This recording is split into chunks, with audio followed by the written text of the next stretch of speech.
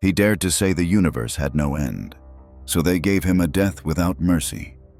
Giordano Bruno, ex-monk, philosopher, mystic, believed stars were suns and that God lived in infinity, not in dogma.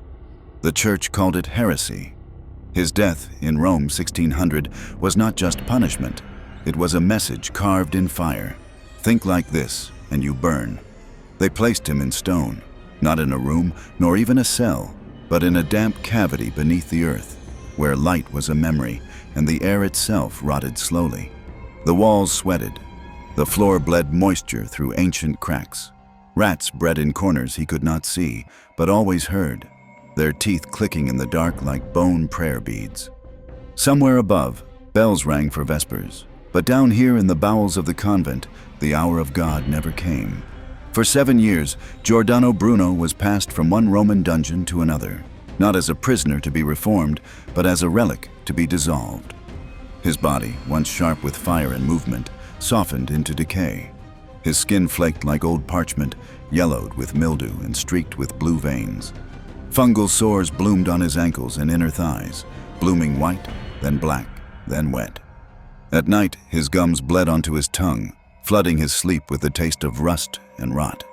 He spat thick strings of pus into the straw, and sometimes woke to find it frozen solid, his breath painting the air like smoke from a dying altar.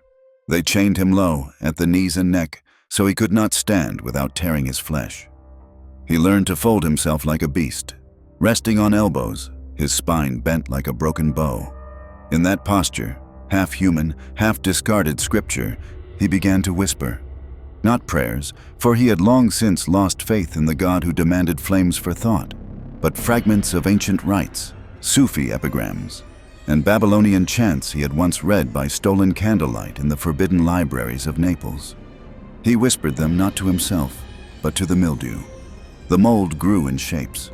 At first, it was just the natural filth of age, green veins blooming across stone. But over the years, they changed. One stain took the form of an eye, lidless, always watching. Another curled into a 7-pointed star, and though the wall was solid, it pulsed as if beating with breath. Bruno began to respond, not with fear, not yet, but with curiosity. In the dark, he greeted them like old gods returned. "Do you see me?" he would ask, pressing his blistered hand against the stone. Sometimes, the air would tremble, not with wind, but with the faintest sound, something between a breath and a whisper that did not come from his own mouth. The guards noticed. They came less often.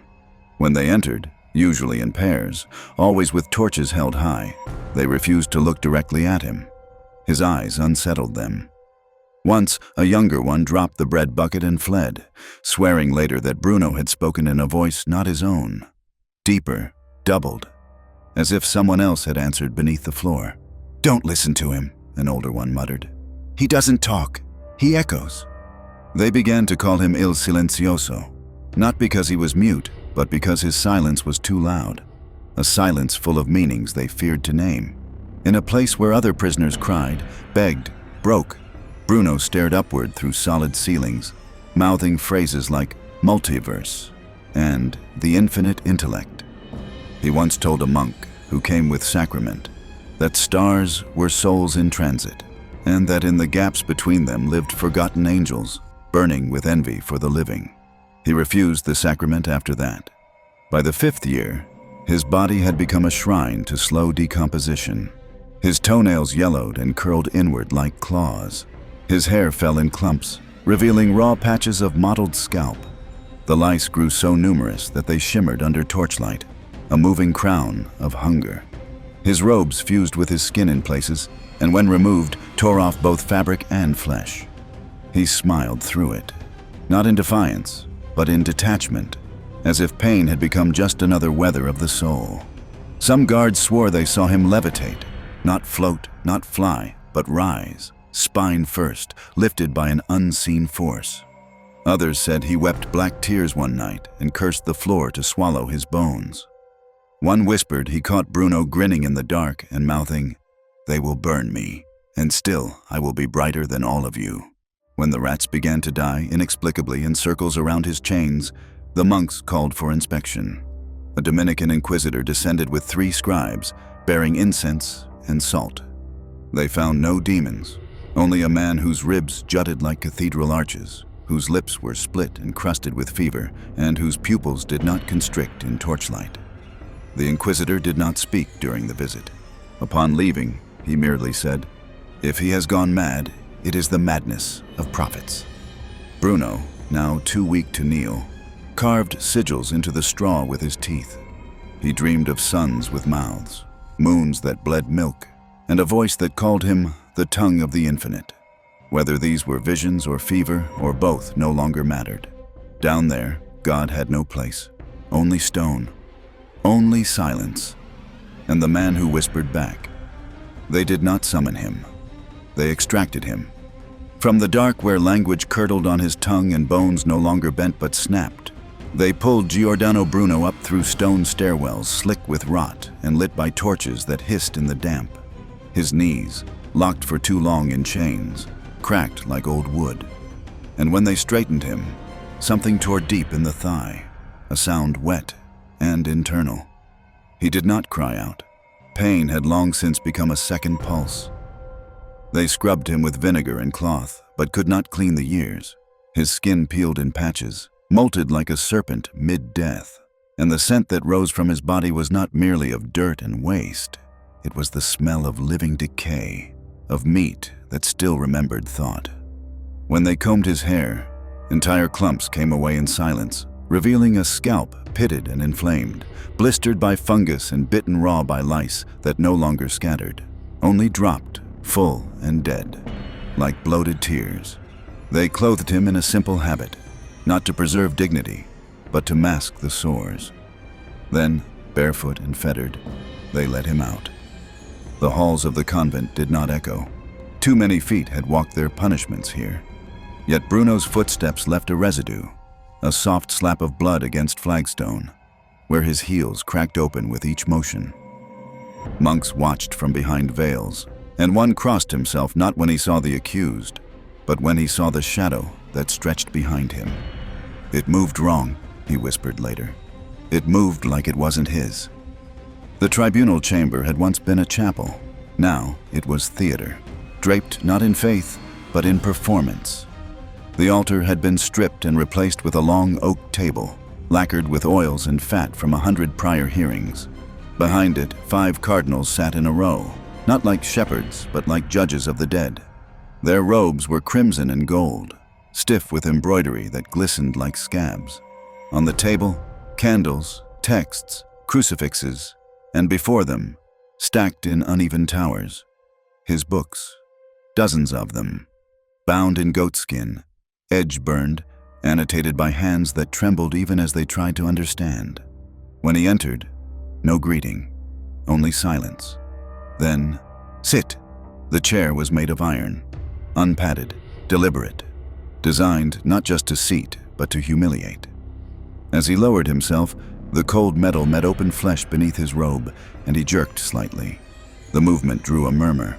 Some guards smirked. One looked away, his lips tight with something between pity and revulsion. A deacon began to read, not from scripture, but from his own words, transcribed and warped into accusation. "On the plurality of worlds," the deacon announced, "he states that the stars are suns, and that around them circle other earths. He claims that Christ is not unique, that the divine can be mirrored, fractured, across the infinite." Gasps, disbelief, the sound of someone spitting behind the pillar. "On the soul," the reading continued, "he writes that damnation is a human invention, that heaven is a metaphor, and that hell exists only in the hearts of those who need others to suffer." At that, one cardinal stood, trembling. "This is satanic poetry, not philosophy." But Bruno said nothing. He did not flinch. He watched. He watched the ceiling, a once holy vault painted with a fading fresco of Saint Michael crushing Lucifer beneath his heel. The face of the devil was smeared, water damaged beyond recognition, so that now it could be anyone, maybe everyone. They accused him of pantheism, of necromancy, of reading Egyptian spells in moonlight, of invoking Hermes Trismegistus to summon demons in mirrors. They said his dreams were not dreams, but visitations. They said he wrote with blood. They said he taught others to listen to the stars. And still, he said nothing. One young clerk, tasked with cataloging his facial expressions, noted in his margin, "His eyes do not belong in this room." Another guard, who stood behind Bruno with a hand on the manacle chain, would later describe it as touching something that wasn't really there anymore. Midway through the hearing, a breeze passed through the chapel. It was February. All windows were sealed. And yet every candle flickered. The oldest cardinal clutched his crucifix so tightly that the silver left an imprint in his palm.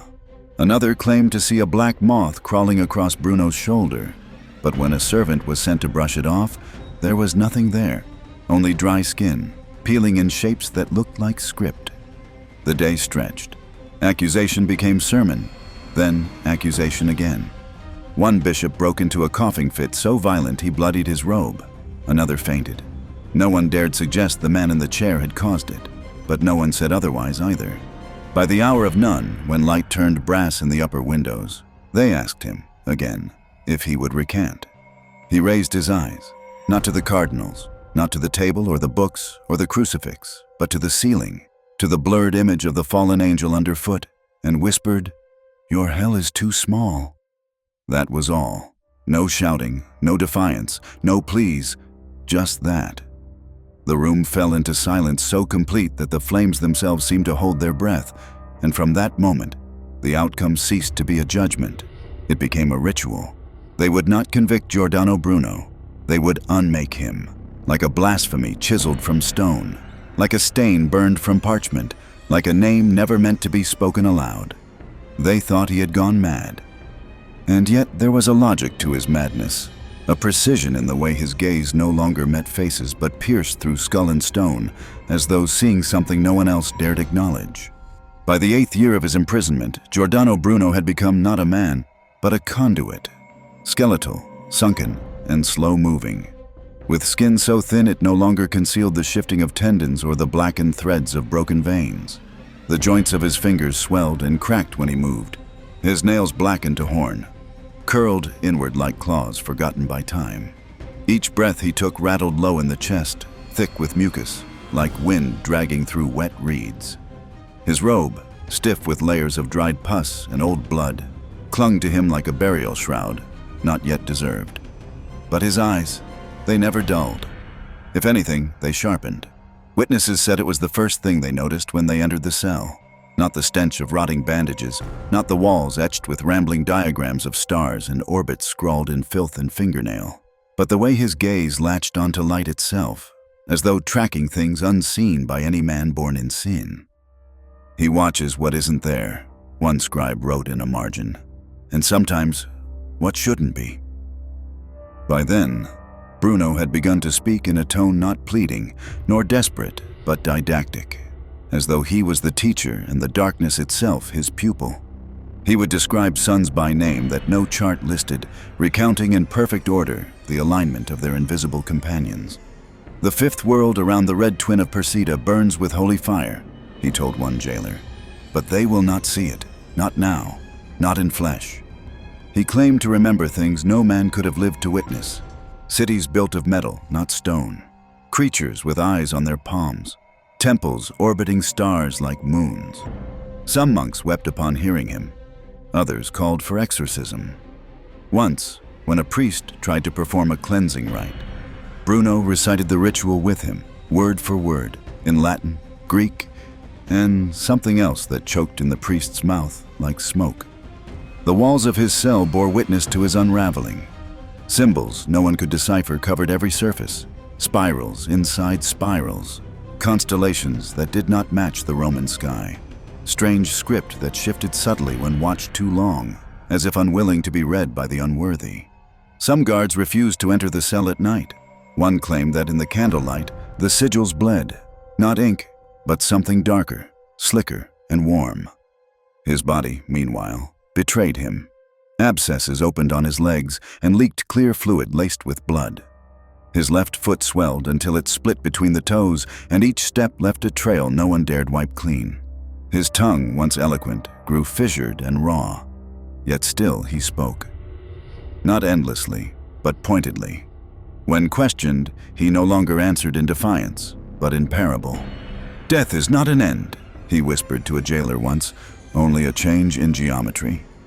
Another time, "They cannot burn what never burned in them. I am not leaving. I am returning." It was not theatrical. It was not pride. It was belief, and that terrified them more than blasphemy ever could. There were nights when the other prisoners screamed, not from pain, but from what they heard through the walls. They said Bruno was not alone in his cell, that a second voice sometimes rose beneath his, deeper, distorted, like someone echoing underwater. "It laughs when he sleeps," one prisoner claimed, "and prays when he doesn't." A guard tried to mock him once, called him Il Profeta del Fango, the prophet of filth. Bruno turned, slow as rust, and replied, "You are not the first man to mock what bleeds truth, but you may be the last to forget it." The man quit 2 days later, after waking with burn marks on both palms. Another man, a young notary, was assigned to record Bruno's final statements before the formal sentencing. He stayed only one night and left at dawn, trembling. "He spoke of my dreams," the man later swore. "Not in symbols, but in detail. Things I had never told my own wife. Then he told me where I would die, and smiled." He never returned. What was left of Giordano Bruno's mind was not broken. It was unmoored, floating free of the reality that imprisoned his body. In his fever, he saw through time. In his tremors, he mapped distances no telescope would ever see. He no longer recoiled from death. He anticipated it, not with fear, but with reverence. "To burn," he whispered one night into the straw, "is to be lifted through light. What they give me will not be pain. It will be the spark." His teeth loosened, his jaw thinned, his spine curled inward, turning him slowly into a question mark made of bone and prophecy. But his eyes, those defiant, ancient, impossible eyes, still held the shape of stars no one yet believed in. It was not a courtroom. It was a chapel sculpted into a tomb, and on that final morning, it breathed like one, stale, damp, and suffocating with the scent of ancient incense, sweat, and rising mildew from the cracked flagstones beneath the cardinal's feet. St. Mary's Hall, once sanctified by psalms, now bore the weight of judgment not from heaven, but from men dressed to imitate it. Sunlight did not touch the room. Its high windows, crusted with dust and time, turned the morning into a dull bronze glow, like light filtered through dried blood. Above, the fresco of the Last Judgment peeled in slow strips from the ceiling, revealing a swarm of angels and damned figures locked in agony, their faces faded, their hands still reaching, mouths agape in eternity. In this place, where no absolution waited, Giordano Bruno was brought forward one final time. He did not walk. He was half dragged, half guided, his knees bending wrong, the soles of his feet wrapped in stiff bandages soaked through with old seepage. A thin robe hung from his shoulders, not white but yellowed, like something left too long in smoke. The guards avoided touching him when they could. One had burned his palm weeks before helping lift Bruno from a cell floor, and since then, the others wore gloves, not to preserve purity, but to keep whatever he had from getting inside. Bruno said nothing as they sat him in the chair of the accused. He did not look at his captors. He did not blink at the crucifix that hung crookedly on the wall. He did not reach for the cup of water placed beside him, though his lips were cracked open to the raw flesh beneath. Instead, he stared upward, not with hope nor in prayer, but with the calm detachment of someone long divorced from flesh. There was no defense. There was no argument. Only the sentence already written. A cardinal, his robe embroidered with golden thread that glittered faintly in the low light, unfolded the parchment slowly, as if the act itself was sacred. His voice, when he read, trembled not from uncertainty, but from age, or perhaps the weight of what he was about to formalize. A litany of heresies spilled into the air like ash. Denial of transubstantiation, denial of the virgin birth, denial of divine uniqueness, belief in infinite worlds, belief in eternal matter, belief that souls might travel star to star. The scroll was long. Bruno did not interrupt. He had heard it all before. When the voice ceased, there was a pause. Not for effect, but because no one seemed willing to say the final words. The silence was swollen, heavy, as if the stones themselves listened. "Giordano Bruno," the cardinal finally pronounced, "you are condemned to be delivered over to the secular authorities, to be punished as mercifully as possible and without the shedding of blood." Everyone knew what that meant. Fire. They expected him to beg. Other men had, bishops, doctors, even one who once preached beside kings. When fire is spoken aloud, men fall to their knees not because they lack conviction, but because they remember what it feels like to be flesh. And flame does not debate. But Giordano Bruno did not kneel. He rose. It took effort. His legs shook. One foot bent under him, nearly folded backward, but he forced the movement. No one helped. One guard instinctively reached out, and then retracted his hand as if the prisoner had suddenly become white-hot. Bruno looked at them. Really looked. His eyes were hollow from starvation, darkened with bruises and sunken beneath the shadow of the skull. But they burned with something no one could name. Not madness, not defiance. Something other. Something ancient. Something already beyond this room. "You," he whispered, "pronounce this sentence with greater fear than I receive it." No voice rose to challenge him. No reply was given. But something else occurred. Something small. A shift. The candles in the corners, all of them, flickered at once. A few went out, and a cold breeze, sharp as gray frost, swept through the room. The flame of the central torch guttered to half its height. The scribe nearest the dais dropped his quill. No windows were open. No door had moved. Someone murmured, "It is a sign." Another crossed himself with shaking fingers. A third simply turned his face away and wept, not for Bruno, but for the world that would now have to remember him. By dusk, the order had been carried. His name was to be erased from all clerical records, his writings collected and incinerated under ecclesiastical supervision. Any surviving manuscripts were to be traced and burned. His mouth, the mouth that had spoken of suns and souls and infinities, was to be clamped shut with an iron gag before the execution, so that no final blasphemy might escape and infect the crowd. A black hood would be placed over his head. No prayer would be said. He would not be allowed to speak, but they could not make him silent. In the margins of one witness account, written in a hurried Latin hand, a sentence survives. He did not look like a man awaiting death. He looked like a man already walking into another kind of fire. And from that moment, Giordano Bruno was no longer a defendant. He was a symbol. And symbols, once lit, do not burn clean. On the morning of February 17th, 1600, Rome awoke to a chill that did not come from weather. The cobbled streets, usually thick with the stench of livestock, rotting fruit, and the oily musk of humanity, smelled instead of something thinner, older, like dust scraped from beneath a cathedral floor. And the Campo dei Fiori, a place of trade and shouting and the cheap clangor of copper coin, had been stripped clean by order of the church. There would be no market stalls today. Only one transaction, flesh for fire. Giordano Bruno was pulled from the prison before sunrise. He did not walk. His legs, skeletal and stiff, were lashed together at the ankles. His hands were bound at the wrists with twisted rope, the skin beneath raw and infected from earlier restraints. His robe, never clean, had been replaced with a coarse sackcloth tunic marked by crude symbols daubed in pitch. Crosses turned sideways, serpents swallowing stars, a crown pierced by nails. On his chest, painted in streaks of rust-colored ink, was a single word, heretic. They had crushed his jaw the night before, not shattered it with a hammer. That would have drawn blood and broken the church's condition of no shedding. Instead, they inserted a thick iron spike horizontally between his molars and wrenched it apart with a crank until tendons popped and his lower face swelled grotesquely around the gag. His mouth could no longer open. His tongue, once sharp with language, now throbbed behind his teeth like a trapped animal. He would not be allowed to speak. Not now, not at the end. A procession of silence followed.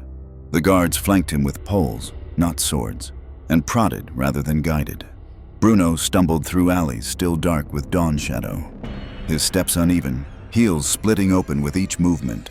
leaving smears of blood across the flagstones like a trail leading away from thought. From balconies above, faces watched, not openly, but through the gaps in shutters, behind cracked doors, through veils. Children were not permitted to see. Old women crossed themselves, then again, unsure if one gesture was enough. A priest whispered the Dies Irae to himself, not for Bruno, but for the world that had let him speak at all. At the edge of the square, the stake awaited. It stood like a second crucifix, rising from a mound of dry wood lashed in bundles. The ropes that bound it had been soaked in water and salt to ensure a slower burn. The air around the pyre buzzed, not with insects, but with dread. 1,000 eyes had gathered. They were not shouting. They were not weeping. They were waiting. Bruno was hoisted onto the platform by 2 men in hoods. One slipped, his hands slick from Bruno's weeping sores, and gagged slightly, wiping his palm against his own sleeve with frantic disgust. They tied the heretic to the beam with loops of thick hemp, crossing his arms at the chest, binding his legs and thighs, his neck and waist. His spine curved like a broken arc. His chin sagged forward, until one man lifted it with a stick, forcing him to face the sky. A monk stepped forward to offer last rites. Bruno did not nod, could not, but his eyes, still burning, though sunken behind bruises and fever, locked onto the crucifix the monk held out like a weapon. A tear slid down the monk's cheek. He dropped his hand. He turned and walked away without a word. The fire was lit at the base. The first tongues of flame licked upward through straw and kindling, sending up a choking black smoke that caught in the throats of those nearest. Bruno's robe, soaked in pitch, flared at the edges. His feet, already raw and cracked, sizzled first. Blisters formed, then burst. The skin on his ankles blackened, peeled, then split, revealing layers beneath. Yellow fat, white tendon, deep red sinew. The crowd moaned, but he did not. His body began to tremble, not from pain, but from the involuntary spasm of burning nerves. His mouth remained shut. His throat made no sound. He did not scream. As the flames reached his waist, the cloth hissed, curled, disintegrated. Flesh sloughed from the thigh like wax, revealing the white of femur.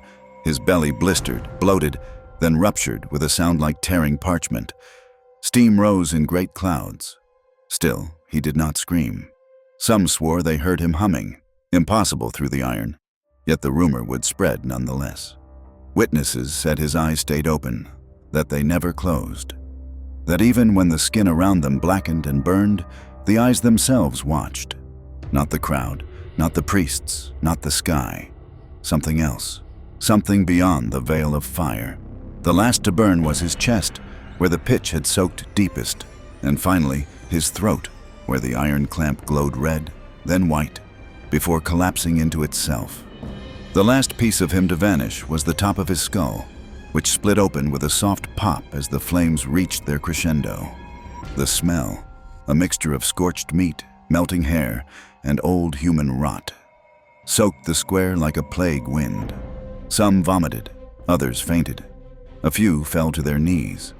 No one cheered, no one clapped, no one moved until the fire had died to ash. When it was over, the executioners raked the coals and threw quicklime over the remains. Nothing was to be buried, nothing to remember, nothing to mourn. But the smoke lingered. It curled into alleys and clung to walls. It rose into open windows and settled on clothes and skin. It stayed in the throat like a curse not fully spoken. Even as Rome exhaled, the air was not cleaner. Something had been expelled, and yet something remained.